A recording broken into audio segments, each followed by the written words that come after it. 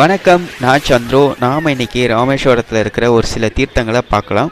முதல்ல அக்னி தீர்த்தம். இந்த தீர்த்தம் ராமேஸ்வரம் ராமநாத சுவாமி கோவிலுக்கு எதிர்ப்புறத்தில் இருக்கிற வங்காள விரிகுடா கடல் தான்.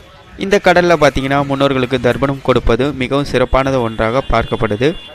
இந்த தீர்த்தத்தில் நீராடுவதனால நாகதோஷம், பித்ரு தோஷம், பிரம்மகத்தி தோஷம் ஆகியவை நீங்கும்.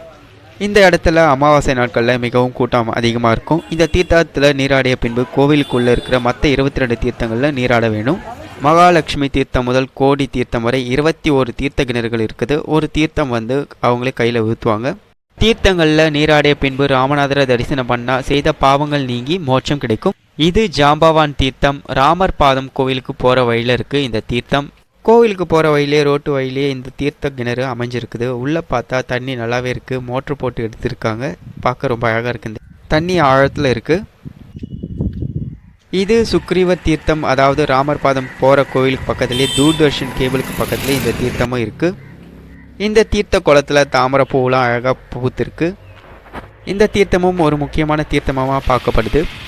ராமர் தீர்த்தம் ஸ்ரீராமரால் உருவாக்கப்பட்ட ஒரு தீர்த்தம். இது கோவிலேருந்து ஒரு 2 கிலோமீட்டர் தூரத்தில் பஸ் ஸ்டாப்புக்கு போகிற வழியில் இருக்குது. சகலவித விருப்பங்களை பூர்த்தி செய்யக்கூடியதும் பாவங்களை போக்கும் தன்மையும் கொண்டது இந்த தீர்த்தம். இந்த தீர்த்தக்கரையில் பக்கத்திலே ராமர் கோவிலும் இருக்குது. இது லக்ஷ்மண தீர்த்தம். ராம தீர்த்தத்துக்கு பக்கத்திலே இருக்குது. இங்கே ஒரு சிவன் கோவிலும் அமைஞ்சிருக்கு. லக்ஷ்மணன் இந்த தீர்த்தத்தில் நீராடிய பின்பு இங்கே இருக்க சிவனை வழிபட்டார் என்பது ஐதீகம்.